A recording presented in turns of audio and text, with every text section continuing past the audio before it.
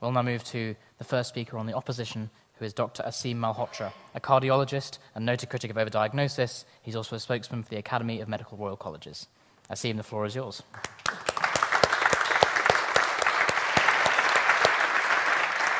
Thank you, Mr. President. Ladies and gentlemen.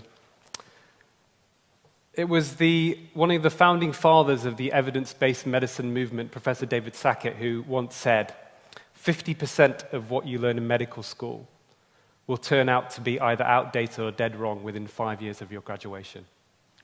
The trouble is, you don't know which half, so you have to learn on your own.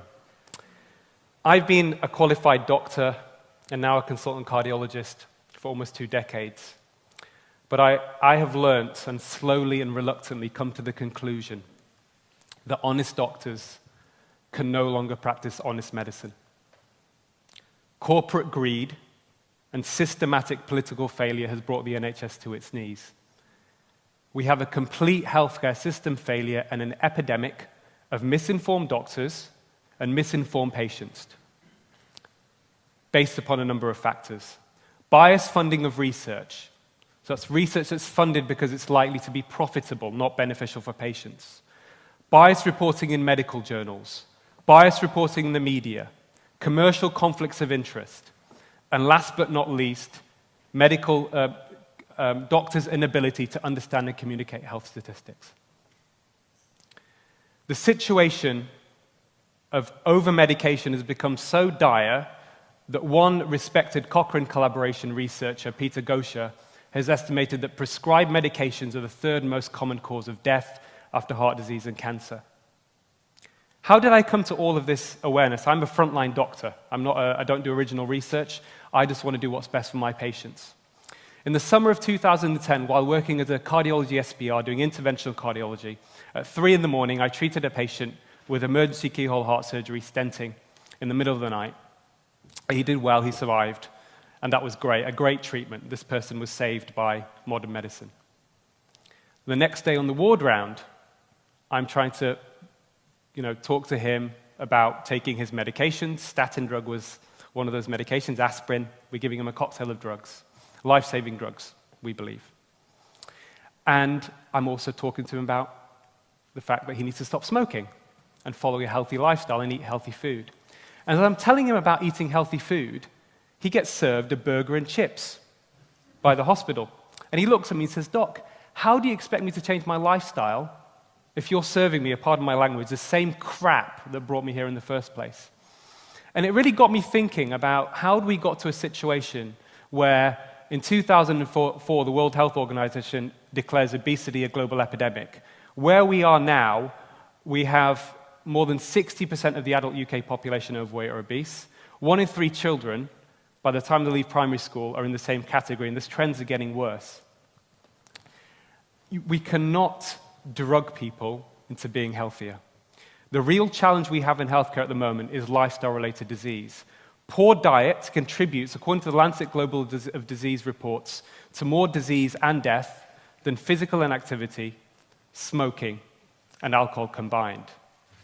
Now, statins were mentioned, life-saving drugs, but what does that actually mean? Well, the reality is this, and I have prescribed statins to thousands of patients in my career, like Smarties. I've even started statins in A&E when a patient comes in with a heart attack, because I believed and trusted the literature. But when you look at the data, when you look at statins in secondary prevention in people with heart disease, and this is a selected group from industry-sponsored trials, the median increase in life expectancy, according to a publication in the BMJ in 2015, the median increase in life expectancy for people taking a statin every day for 5 years in the trial was 4.2 days. Another analysis showed, we talk about reduction in cardiovascular mortality in the population. Most of the decline in cardiovascular mortality in the last 30 years has happened because of smoking reduction. Modern medicine has had a role, especially in acute treatments. But interestingly, an analysis showed in Western Europe, for secondary prevention, statins did not reduce cardiovascular mortality. Now, one of the reasons to understand that is because in the community, and this is before any media hype or potential scaremongering, 75% of statin users will stop taking a statin within a year. Most of those people said it's because of side effects. So really, the real issue is also understanding how reliable is the data that we have. Professor John Wanidis, professor of medicine and statistics in Stanford University, recently did an analysis of 60,000 clinical studies and concluded only 7% of those studies fulfill criteria for being high quality and relevant to patients. You talk about innovation. We have an innovation crisis, and part of that reason is because of the system is geared towards commercial interests, not that of patients. Of the 667 drugs approved by the FDA between 2000 and 2008, only 11% of them were actually found to be truly innovative. 89 were essentially had no therapeutic benefit over previous drugs. And as I'm sure my colleagues in the pharmaceutical industry here know, they have a legal, a fiduciary obligation to produce profit for their shareholders.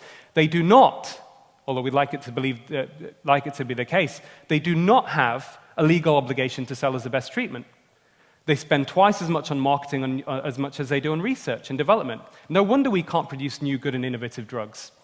But with the healthcare crisis that we have, the lifestyle-related diseases that we have 50% of people over the age of 70 who are on 3 medications.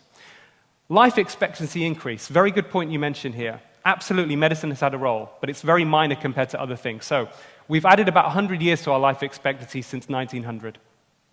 We've had about 30 years, since 1900. 100 years is a lot. 30 years. 25 of those years have come about because of safer working environments, better sanitation, clean drinking water, seatbelts in cars, smoke-free buildings, antibiotics for infections, yes, vaccinations, yes. But actually, and acute treatments, but actually most of what we're trying to deal with right now in the modern era is dealing with chronic disease, which is related to lifestyle, and that is not going to be counted with drugs that have very marginal benefits at best and come with significant side effects. So really, we need better drugs. I agree. We don't need more drugs. We need better drugs. And I believe in the next few years, we need a national campaign to reduce the amount of medications people are taking, and we need to push for healthier lifestyles, and we need to be more transparent with patients, and then we can have better accountability, better transparency, and better quality of care that's lacking in our health service at the moment. Thank you.